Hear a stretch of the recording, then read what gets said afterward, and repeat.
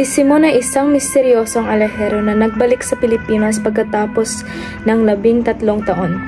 Ngunit sa likod ng kanyang kapangyarihan at kayamanan, siya ay may lihim na pagkatao. Siya ay si Crisostomo Ibarra, na may dating mabuting pangarap para sa kanyang bayan sa Nolimitang Here. Noon, naniniwala siya na kayang baguhin ang sistema sa mapayapang paraan. Ngunit pagkatapos ng kanyang mga mapait na karanasan, nagbago ang kanyang paniniwala.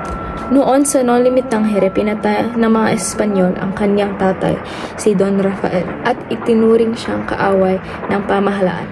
Halos mawalan siya ng buhay at napilitang tumakas. Bukod pa dito, ang kanyang mahal sa buhay, si Maria Clara, ay naging madre sa kumbento pagkatapos akalaing patay na siya. Sa El Filibusterismo, hindi na siya mabait mahinahong na Ibarra. Siya ay naging mapaghiganti at ang kanyang tanging layunin ay pabagsakin ang gobyernong Espanyol sa pamamagitan ng dahas.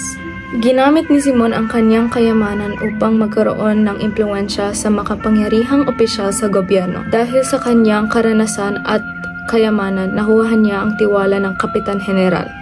Isa sa kanyang mga plano ay ang pagpapasiklab ng kaguluhan sa pamamagitan ng pagbebenta ng armas at paglalaganap ng diwa ng revolusyon. Palihim siya na nakipagtulungan sa mga katulad ni Cabezang Tales, isang magsasaka na inagawa ng lupa, at sa mga estudyante nagnanais ng pagbabago ng sistema ng edukasyon. Ginamit niya rin ang kanyang kapangyarihan upang lumikha ng mga sitwasyong nagpapainit ng galit ng taong bayan laban sa mga mananakop. Isa sa pinakamahalagang bahagi ng kanyang paghihiganti ay ang planong pagpapasabog ng isang malaking piging, kung saan matitipon ang mga mayayaman, mga praile at iba pang mga makapangyarihan sa tahanan.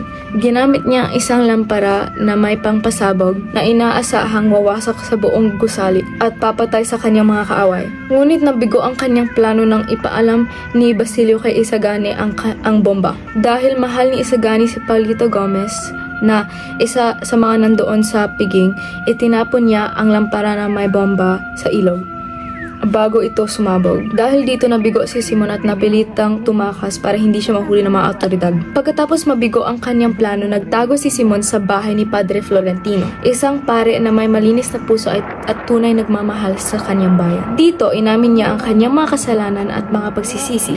Napagtanto niya hindi kailanman nagtagumpay ang revolusyon batay sa paghihigante at kaharasan. Sinabi ni Padre Florentino, ang tunay na kalayaan ay nakakamit hindi sa dahas, kundi sa edukasyon at matalinong pagkikilos. Bago siya namatay, tinapon ni Padre Florentino ang kanyang kayamanan sa dagat para hindi ito magamit sa mali or sa kasamaan. Ang kayamanang ito ay sumisimbolo sa makamundong kapangyarihan at kasamaan. Ang kayamanan ito ay sumisimbolo sa makamundong kapangyarihan at kasakiman na siyang dahilan ng kasamaan sa lipunan. Ang kwento ni Simon ay isang babala tungkol sa panganib ng galit at paghihiganti. Ipinakita ng kanyang buhay na bagamat ang kapangyarihan at yaman at impluwensya, hindi ito kayang palitan ng tunay na katarungan at pagbabago. Sa huli, pagtanto niya ang tunay na kapangyarihan kalayaan ay hindi makukuha sa dahas, kundi sa tamang paraan ng pagkikibaka para sa kalayaan at katarungan.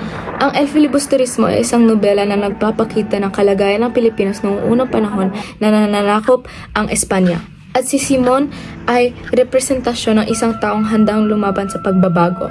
Ngunit naligaw ang landas dahil sa kanyang galit. Ang kanyang pagkabigo ay isang mahalagang aral sa mga tao na naghahangad ng tunay na pagbabago, na ito ay hindi na makukuha sa dahas, kundi sa tamang paraan ng pagkikibaka, edukasyon at pagkakaisa ng bayan.